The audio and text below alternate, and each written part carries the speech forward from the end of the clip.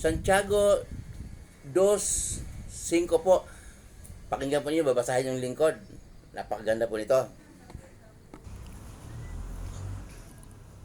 Mga kapatid kong minamahal, makinig kayong mabuti. Hindi ba't pinili ng Diyos ang mga mahihirap sa mundong ito upang maging mayaman sa pananampalataya at makasama sa kahariang ipinangako niya sa mga umiibig sa Kanya? Yun po. Kaya po, sinabi po dito ni Santiago na pinili ng Diyos ang mga mahihirap sa mundong ito upang maging mayaman sa pananampalataya. Kasi po, pag mahirap tayo, nahirap eh. Lagi nahihirapan. Di ba? Matama. Kasi nga, mahirap yung kulang sa pera. Yung pang nag-aaral yung mga anak niya, baka nangungupahan yun.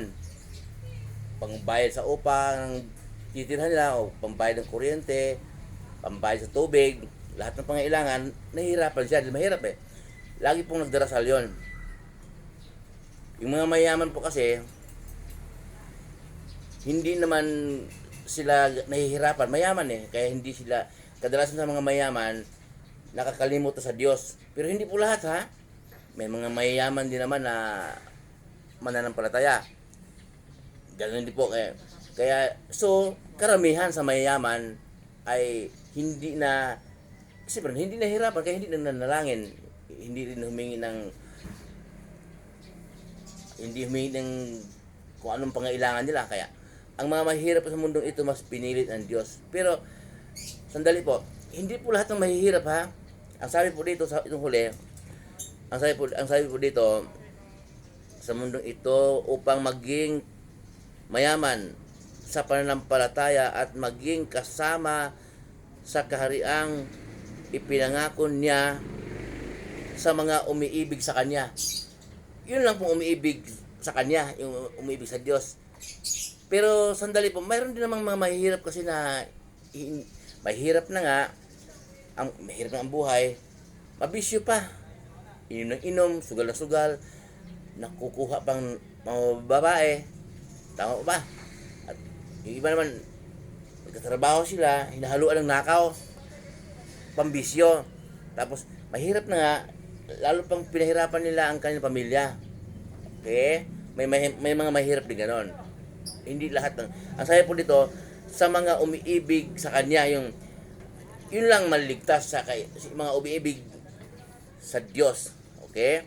Kaya po, pinili, yung mahirap na hindi mananampalataya, hindi ko mahirap ka ano ka na, ligtas ka na. Hindi po. Yung mga umiibig lang sa Diyos, yung mga sumasampalataya kay Jesus na, yung lumalakad sa turo ni Jesus, yung kailangan po ipamumuhay natin araw-araw, ang turo po ni Jesus, yun po ang gusto ng Diyos Ama na makapangyarihan sa lahat. Mabasa po natin sa Mateo 17:5. Ang sabi, tinig mo sa langit, salita po ng Diyos Ama yun. Ito ang minamahal kong anak na lubos kong kinalulugdan, pakinggan ninyo siya. Yun, mga turo na Jesus natin pakinggan, yun natin susundin, yun natin ipamumuhay araw-araw. Doon tayo lumalakad sa turo ni Jesus. Kadalasan nga, mahihirap nga ang gumagawa noon. Kasi mahirap eh. Ang hirap ng buhay, kaya umaasa lang siya sa Diyos lang siya umasa. Kaya po ang sabi po dito, ganon, basta mga mahirap. Kahit tayo pong mahihirap, kailangan po lalakad tayo sa turo ni Jesus. Yun ang pamumuhay po natin, ang turo ni Jesus. Yan po ang kalooban ng Diyos, turo ni Jesus ang ating pakinggan. Muli pong yung lingkod, si Chef Roy. Mabuhay po tayong lahat, magpapalaya po tayong lahat ng Diyos. So, samahan kayo ng Diyos kahit saan po kayo pupunta sa mga trabahong pinasukan ninyo, kahit anong negosyo ninyo, kahit anong pinagkakitaan nyo sa buhay, ayon sa kalooban ng Diyos na walang halong pandaraya po, parehas. Magpapalaya po kayo ng Diyos.